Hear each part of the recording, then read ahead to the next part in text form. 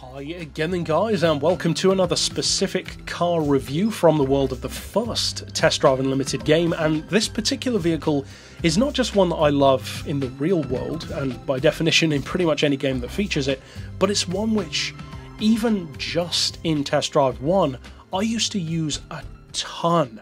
In every career mode version that I played through this game, I would always end up buying and using this car quite a bit. And the car, of course, in question is the TVR Tuscan. Now, the category of this car and the pricing make it one which I would definitely recommend multiple players check out. And many of you guys who played it back in the day probably already have, because it's just a really good choice of car. Now, TVRs in most games, certainly in the real world, come with a certain stigma, you could say. They're known for being leery at best, dangerous at worst. And there's a good reason for that. They are those things. They are leery and they are dangerous, but something which they are also is incredibly competitive. Not just in a straight line either, because TVRs, in a similar way to stuff like the Shelby Cobra, are very old school in their approach to performance, and also, funnily enough, very American, despite being British. They have this very simple, basic construction, two-door, two-seater, front engine, rear-wheel drive, minimal amount of cylinders, pretty high amount of power, very grunty torque delivery, but also very lightweight, a lot lighter than you'd expect, and certainly a lot lighter than their rivals. Now, on the point of being lightweight, this Tuscan only weighs 1,100 kilos, which means that even though it's got a reasonable sounding 380 horsepower to work with, which again isn't insane in the grand scheme of things, that's roughly the same as a V8 Vantage, for instance, from Aston Martin, what it can do with that is great. Because the price tag of 80 grand, which is incidentally a little bit more than it was in the real world, but still very well priced, means that you get such a huge amount of bang for buck. Because although the power would make you think that it's probably just a high-end sports car, which technically it is, a super sports car really, the performance which you can get from this Tuscan S, or something like a Cerberus 4.5, or even the Red Rose edition, which is ultra rare, it's much more like a supercar in terms of its performance. You're looking at 0 to 60 in about 3.7 seconds and around 190 miles per hour. That from a car which was over a decade old. So for bang for buck, it's actually a great car. Now, what about in terms of its actual driving performance?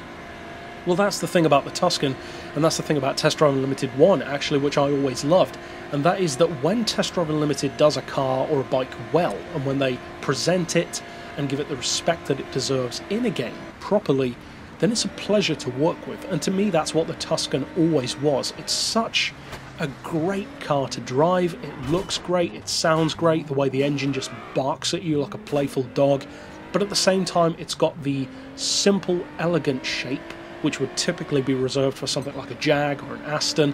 It's a fraction of the price of many cars which are as quick, again, such as Jags, Astons, various others, but the performance which it delivers is great. It's fantastic for its category. It's only a C-class car, even better for its power. Very few cars with under 400 horsepower can match this thing in a straight line.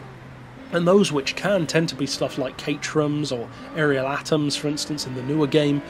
But even then, those cars don't tend to have the combination that a TVR will have of both acceleration and top speed. That's why they're so formidable for stuff like 90s drag races, or even drag races from the early 2000s, where you'd see places like Fifth Gear or Top Gear or just Clarkson on his own taking a bunch of cars up against each other, such as Vipers, Corvettes, the V8 Vantage, the supercharged version from the 90s, and a TVR Cerberus, and the Cerberus would smoke all of them, despite having no way near the most power, because that's just the magic spark that TVRs have.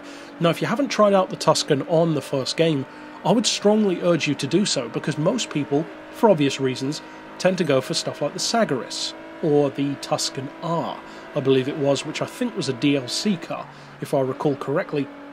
And don't get me wrong, they're great. The Tuscan R has a fantastic alternative approach to what a TVR is all about, almost like a Tuscan and a Cerberus put together. And then of course you've got stuff like the Sagaris, which is the obvious hardcore choice. But the difference with the Tuscan is, in many ways, it's kind of the flagship of the brand. Because what the Tuscan does, and what makes any flagship great, is that it combines the best pretty much of everything else that the brand offers in one car. Because think about it, the Tuscan has the straight line performance of a Sagaris, but it combines it with the kind of longer distance appeal of something like a Cerberus.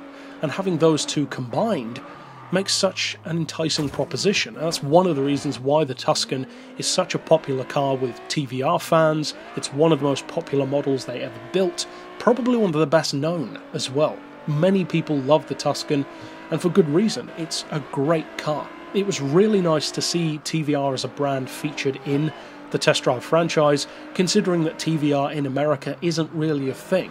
A lot of Americans wanted to buy them, but it just wasn't an option, so you would very occasionally see one imported, but even then, it just didn't happen that much. So to be able to drive something like this in the game is very cool, especially when the second game just didn't really have as much of an option in that regard. But overall, it's definitely worth checking out, and to me, the Tuscan serves an excellent role, and serves it very well in fact, of bridging the gap between stuff like the hardcore Farbau GTS or the Ginetta F400 or the Caterham, but then it combines that kind of raw performance and bang for buck with the kind of elegant, well-equipped, gorgeous, great sounding package of an Aston Martin or a Ferrari or a Maserati, and it puts that together.